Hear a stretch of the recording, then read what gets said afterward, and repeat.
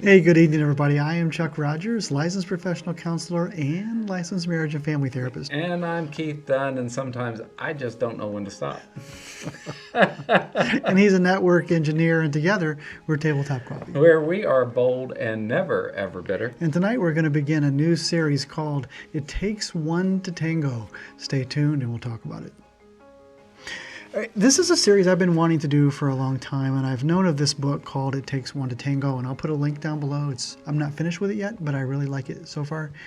Because for a long time, I was misinforming people Oh, really? about Okay. how to take care of relationships. And I was well-intended, but Sure. again, you can be well-intended and be like super wrong. Right. And I used to tell people, hey, you can only take care of yourself. You can't change the other person. And I wish I could go back and unring that bell, Right. because I can change other people. I can influence them. You can. Right. And so can you, because I'm a powerful person, and so are you, and Yeah. so are you. We're powerful people. If I go home tonight and Kim's in a good mood, and you say, "Can I tick? Hey, can you tick her off?" Right. Like, oh, let me count the ways, right? Pretty easy. So if I can change her mood in a negative way, I can also Change it in a positive. in a positive way, because everything I say and everything I do has an effect on people around me. Right.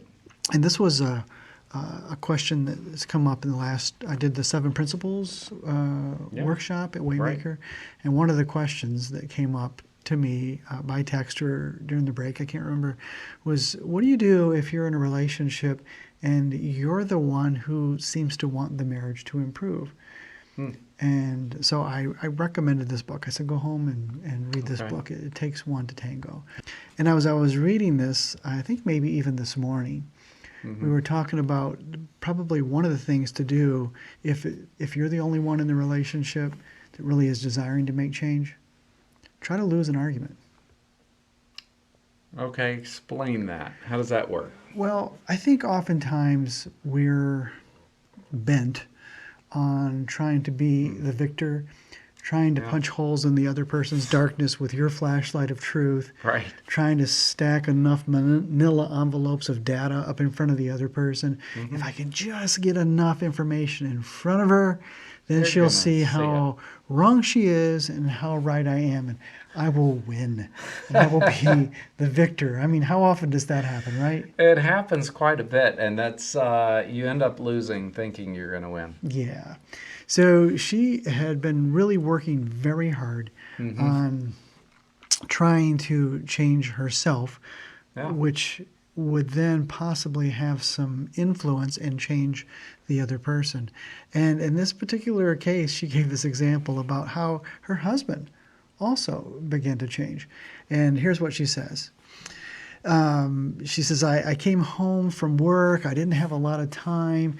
Came in and my husband had made a sandwich. And she says his sandwich making materials were helter-skelter all over the whole counter. Yeah. I can just see it, right? I can too. There's a plate there that's like speckled with crumbs. There's a knife laying there with some mayonnaise on it and a couple different kinds of relish. And she said it was just all over the place.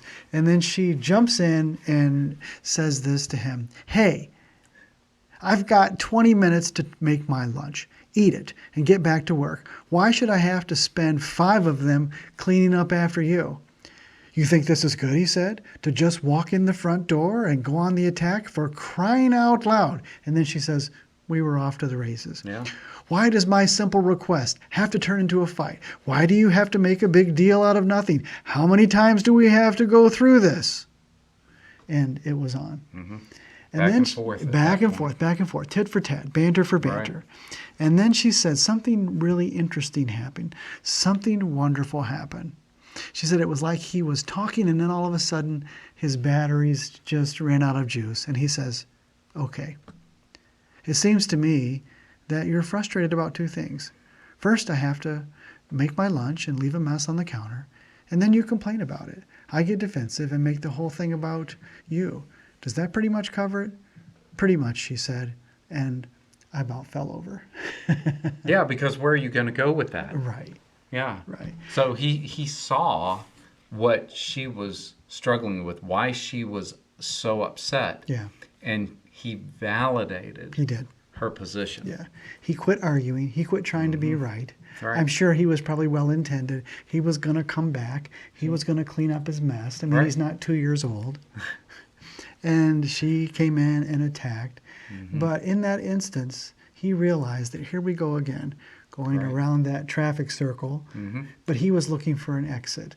And she said Yeah. he just got silent, abandoned his position, and quote unquote lost the fight. Yeah. Yeah, and that was a great way to go about that. It's worth losing the fight.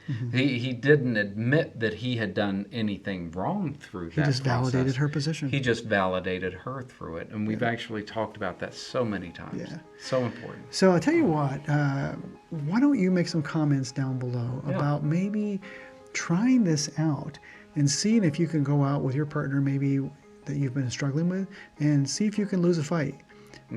See what happens and come back and tell us about it. That would be great. Yeah, we might use that story in one of our videos. That'd be wonderful. And if you liked our content, please subscribe because Keith would appreciate that. Yeah, ding that bell so you're notified of upcoming episodes. Make sure to like it. Yep, share it with your friends. Thanks, everyone. Until next time.